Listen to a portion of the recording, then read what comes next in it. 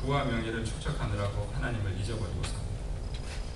만물을 만드신 분, 인류를 존재케 하신 분, 어쩌면 나를 지금 있게 하시고 나의 가족을 있게 하신 분, 나의 부모를 있게 하시고 그 부모의 부모를 존재케 하시고 조부모의 조부모를 존재케 하신 그분을 세상은 잊고 삽니다.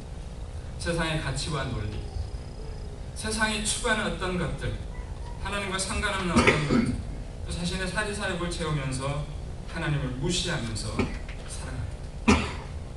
어쩌면 박진영 씨의 그 마지막 고백, 여러분 기억나세요? 저는 이 고백이 너무 애절하더라고요. 눈 감을 때 두렵지 않기를, 눈 감을 때 웃을 수 있기를, 내가 어디로 가는지 알면서 내 힘찬 발걸음으로 살. 지금 모른다는 거죠. Please save me, please save me. 나를 좀 구원해달라는 것이죠.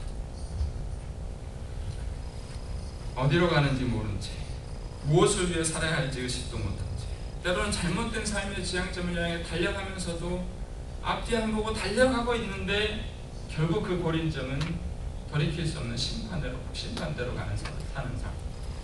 어쩌면 이들의 세상에 사는 삶의 모습이 아닌가 싶습니다. 사랑하는 여러분, 혹시 이 가운데 오늘 이 시간에 또 내가 알지 못하고 의식하지 못하지만 세상이라는 어떤 악의 쇠사슬로 나를 묶고 있어서 참 자유를 찾을 수 없는 그런 분이 혹시 계신가요? 오늘 그 참 자유가 나를 정말 자유롭게 할 수 있는, 자유가 무엇인가를 알 수 있는 그런 시간이 오늘 되어주시기를 바랍니다. 세상이 줄 수 없는 영원하고 진정한 자유, 그 누가 줍니까? 근원이 어디입니까? 하나님 아니십니까? 그래서 하나님은 돌아오라. 희년을 너희 하나님께 돌아와서 이제 그 희년이 50년에 한 번이 아니라 매일매일의 삶이 너희의 희년이 되게 하라는 것입니다. 무더운 여름 냉수 같은 복된 소식을 듣고 하나님께 돌아와서 영원한 어떤 영혼의 봄날을 맞이하는 시간이 되라는 것입니다. 희년은 땅과 빛, 종, 이런 어떤 물질적인 자유와 뿐만 아니라 영혼의 자유함을 주어졌습니다. 레위기 25장 8절에 보니까 희년을 시작한 날이 무슨 날이었습니까? 25장 8절 한번 보세요. 무슨 날이었어요? 속죄일이죠. 속죄일. 맞습니까? 아닌가요? 8절인가요? 예, 9절 죄송합니다. 9절이 무슨 날이에요? 열흘날은 속죄일. 속죄일은 모든 백성이 금식하여서 자기의 죄를 회개하면서 속죄 제사를 드리는 겁니다. 그리고 죄 용서를 받아서 너무나 기뻐서 뿔나팔, 근데 양이 뿔나팔 소리를 부는, 양이 뿔나팔이 히브리어로 요벨이라는 단어인데 이 여기서 유래되어서 희년이라는 단어가 같은 단어거든요. 요벨이라는 뿔나팔을 부는 그 시점에 희년이 시작되었어요. 뿔나팔을 불고 땅의 모든 주민들에게 자유를 공포하면 1년 동안 희년이 시작됩니다. 근데 10절에서 보니까 희년에 자유를 공포한다고 했죠. 이 자유라는 것은 대로르라고 해서 제한 없이 행동할 수 있다는 거예요. 어떤 제한을 받지 않고 마음대로 행동하다는 뜻이 있습니다. 이 단어를 이사야 61장 1절에 똑같은 말씀을 쓰는데 이 말씀을 예수님은 누가복음 4장 18절로 19절에서 똑같은 말씀을 인용했어요. 제가 한번 읽어볼까요?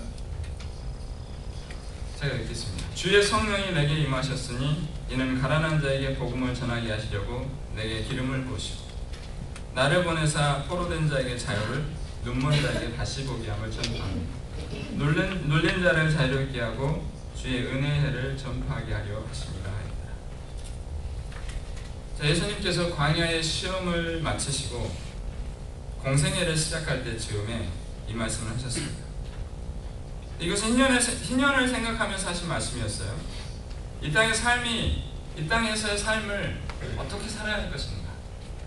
30평생 동안은 그냥 사적인 삶을 사셨고 공생애의 삶을 시작할 즈음에 광야에서 사단 마귀의 시험을 받았죠. 그러고 나서 회당에서 가르치시면서 이 말씀을 선언하신 것입니다. 하나님이셨던 예수님이 이 땅에 내려오셨습니다. 사람의 모양을 입고, 그리고 가난한 자에게 복음을 전하고 하나님의 말씀을 가르치셨습니다. 포로된 자, 눈먼 자, 온갖 각색병에 걸린 자들을 치유하시면서 그들을 자유케 하셨어요. 여기서 쓰이는 자유가 그때 희년의 자유에 공포했다는 그 단어와 같은 단어. 이 궁극의 십자가를 통해서 그 자유는 완성되죠. 주님의 은혜를 그때 전파하게 되시는 것입니다. 친히 몸소 전파하시는 것이죠. 이것이 바로 영원한 희년의 자유를 누리게 하신 것입니다. 자유라는 단어를 이제 신약에 와서 다른 단어로 헬류데로라는 헬라어로는 해방이라는 번역으로 되어 있습니다. 그 단어가 로마서 8장 2절에 아주 중요한 말씀이 있습니다. 로마서 8장 함께 같이 읽어볼까요? 시작. 그러므로 이제 그리스도 안에 있는 자에게는 결코 정죄함이 없나니 이는 그리스도 예수 안에 있는 생명의 성령의 법이 죄와 사망의 법에서 너를 해방하였습니다. 해방하였습니다. 예수 그리스도의 십자가의 부활, 이것이 우리를 죄와 사망에서 해방했습니다. 죄와 허물로 죽었던 우리를 살리셨습니다. 모든 사람이 죄를 범했지만 모든 사람이 죄를 범해서 영광에 이르지 못했습니다. 하지만 그리스도 예수 안에서 구속함을 받음으로 말미암아 하나님의 은혜로 값없이 의롭다 하심을 얻은 자가 되게 하셨습니다. 그러므로 우리는 죄로부터 자유함을 얻었습니다. 영원한 사망으로부터 영원한 생명으로 옮겨졌습니다. 이제 우리가 예수 그리스도를 믿음으로 말미암아 의인이 되었습니다. 믿으십니까? 이제 50년 만에 그 긴 세월 갑자기 살다가 죽을 수도 있잖아요. 그러다가 우리 자녀들에게 옮겨지는 그런 희년을 기다리는 일이 되어질 수 있잖아요. 그러나 이제는 그 영적인 희년은 매일매일의 삶 속에, 순간순간의 삶 속에서 우리는 그 희년을 맛볼 수 있고 경험할 수 있다는 것입니다. 우리의 봄날은 늘 항상 찾아올 수 있다는 거예요. 사계절이 있어서 혹독한 겨울을 지나고 오는 봄이 아니라 매일매일 새로움 속에서 그분과 함께 교제하며 자유로움 가운데 매일의 삶을 누릴 수가 있다는 거예요. 이제 그 영원한 봄날 희년을 보내는 사람들에게 그들이 지녀야 할 퍼스널리티, 어떤 성품, 인격, 속성이 있습니다. 그것은 바로 거룩함인 것입니다. 오늘 말씀의 10절과 11절 한번 보실까요? 너희는 50년 죄를 거룩하게 하며 그들의 자유를 공포하라고 했습니다. 또 12절 보세요. 이는 희년이니 너에게 거룩함이니라. 그리고 뒤에 너희는 밭의 소출을 먹으리라. 얘기가 크게 두 가지 내용으로 나눠집니다. 전체가 27장인데요. 1장부터 17장은 제사법이 나와 있어요. 17장부터 27장은 그 제사를 드리는 사람들이 살아야 할 삶의 어떤 원리들, 지켜야 할 윤리들, 그것은 바로 거룩한 삶입니다. 그것을 거룩한 삶을 어떻게 살 것인가에 대한 아주 지시가 꼼꼼하게 잘 나와 있어요. 그 가운데 오늘 25절에 희년이 들어있어요. 그 희년도 하나의 거룩한 삶의 하나의 모습인 것이죠. 세상 사람들은 과정이야 어찌됐든 결과에 좋은 결과만 합니다. 거룩한 삶은 상관하지 않고 자유를 누리기를 원해요. 오늘 말씀은 그렇잖아요. 50년째 거룩했는데 뒤에 자유를 공부하라. 자유만을 원하고 찾아요. 그것만 좋은 것이죠. 12절에도 마찬가지죠. 거룩한 또 희년이 너에게 거룩한데 밭의 소출을 먹는 것만을 생각합니다. 밭의 열매를 따먹는 것만을 바라죠.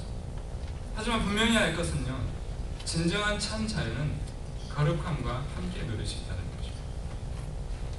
인간이 스스로 거룩해질 수는 없습니다. 예쁜 옷을 입는다고 해서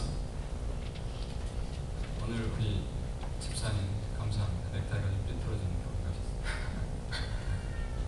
얘기해 주셨어요. 또 정장을 입고 또 화장을 예쁘게 한다고 해서 중요해요. 사람들에게 좀 단정하게 보이는 거 중요해요. 하지만 그것이 거룩함을 만들 수는 없다. 성형수술이 거룩함을 만들어줄까요? 정말 친절하게 사람들을 대하고 친절한 말투를, 일본에 혹시 가보신 분 있습니까? 세계에서 일본 사람들만큼 친절한 사람들이 없습니다. 정말 친절해요. 내 뒤에서 그런 것들이 사람을 거룩하게 할 수는 없어요. 선행을 베푼다는 것 너무 해야 되고 당연한 일입니다. 하지만 그것이 우리를 거룩하게 할 수는 없습니다. 이런 것들은 거룩한 사람들이 당연히 해야 되는 삶의 모습인 것이죠. 성형수술은 해야 되겠네요. 거룩함이 내가 하고 싶다는 것, 거룩함이 내가 하고 싶다고 되는 것이 아니라 하나님의 은혜로 주어진다는 것이죠. 우리 히브리서 2장 11절 함께 읽어볼까요? 같이 읽겠습니다. 시작. 거룩하게 하시는 이와 거룩하게 남을 입은 자들이 다만 언론에서 난지라. 그러므로 형제라고 부르시기를 부끄러워하지 아니하시고. 거룩하게 하시는 이가 누굽니까? 거룩하게 하시는 이는 하나님으로부터 나오신 예수 그리스도이셨습니다. 거룩함을 입은 자는 누구입니까? 예수 그리스도의 보혈의 피값으로 구원받은 바로 우리입니다. 믿으십니까? 그래서 우리는 예수님을 하나님을 아바 아버지라고 할 수 있습니다. 예수님은 오늘 말씀 보세요. 뭐예요? 형제라잖아요. 한 분은 하나님으로부터 나왔으니 예수님 우리가 형제래요. 그래서 예수님은 우리 형이고 오빠예요. 안 믿으세요? 요즘 한국교회에 참 안타까운 소식들이 들려옵니다. 개신교가 급격하게 감소하고 있다는 소식들이 있어요. 그 전부터 계속 되어가고는 있었지만 교인들의 수가 감소하고 있어요. 근데 한국 목회자 협회라고 하는 그 기관에서 지난 5월에 설문조사를 했습니다. 사람들은 왜 교회를 나오지 않는가? 그들의 기독교인들의 출석하지 않은 이유를 여러 가지가 나왔는데 그 중에 대표적인 두 가지, 가장 많이 응답한 게 첫째, 19.9%가 목회자들에 대한 좋지 않은 이미지. 여기서 찔릴 사람은 저거 전화는 앞으로 찔리시. 둘째 17.7%는 교인들이 배타적이고 이기적이어서. 이런 응답들이 가장 많이 나왔습니다. 목회자의 부도덕성, 교인들의 배타적이고 이기적인 태도, 이런 것들로 세상으로부터 손가락질을 당한다. 여러분, 우리가 자유를 누리는 건 너무 중요합니다. 하지만 이 세태 가운데 우리는